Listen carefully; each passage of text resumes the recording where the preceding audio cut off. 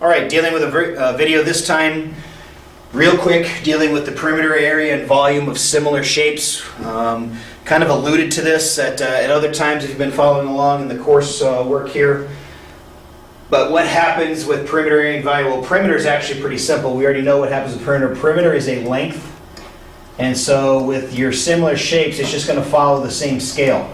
So for example, if I had a square and another square, and this is 1, 1, 1, 1, so the perimeter of this thing is 4, and this is 2, 2, 2, 2, and the perimeter of this thing is 8, you'll notice that the relationship between the two variables is 4 to 8, which is my same ratio of 1 to 2, so it's the same thing as the scale.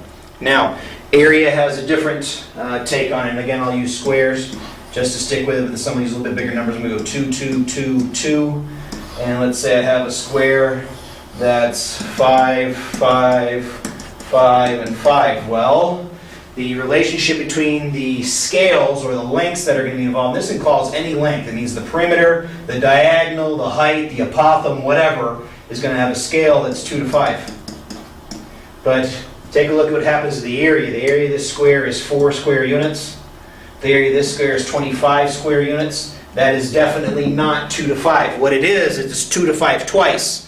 You see, area when you're multiplying takes in a scale increase once and it takes it into account twice. So if I take 2 to 5 and I square the ratio, I end up with 4 to 25. And so you can see that ends up matching with the scale of my areas, and that's what goes on. Anytime you do the area, surface area, area of the base, area of the lateral area, surface area all itself, or the area of a plane shape, or whatever it is. If the shapes are similar, take your scale, square it, that means square both numbers that are there, and that will be the ratio of the areas. Now, I've got to be careful here to make sure you understand this, that this is a ratio. And so let me quickly explain that real quick. So let's say I have 3 on a side here, and I have 9 on a side there. The scale here is 1 to 3.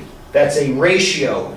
This is actually 3, this is actually 9, but that is a ratio. The same thing will happen to the areas. The ratio of the areas of these two shapes has to be this scale squared. So that's going to be 1 to 9. That doesn't mean the area of this is 1 and the area of this is 9. It just means when compared to each other, the ratio or the breakdown will be 1 to 9. Well, this is 9.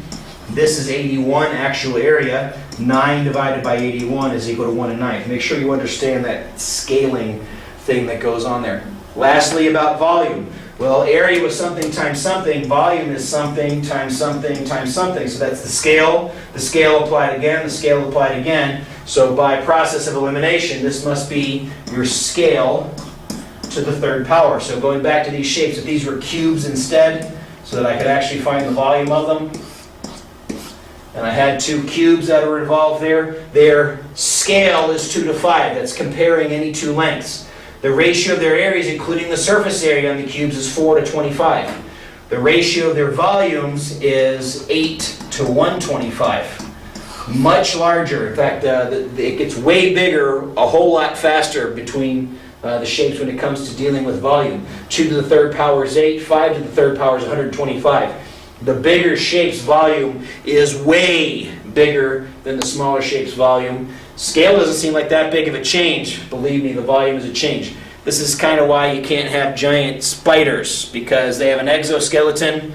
Sure, we can 2 to 5 ratio the spider, we can stick him in gamma rays or something like that, and his size lengths all increase, 2.5 times bigger, but his volume is a whole lot more than 2.5 times bigger, and under the same conditions, the same gravity, etc., etc., the weight gain is so much bigger than the length gain and the area gain that his exoskeleton would just, and you'd have this big mess of spider on the floor. So, quick idea, perimeter area and volume of similar shapes.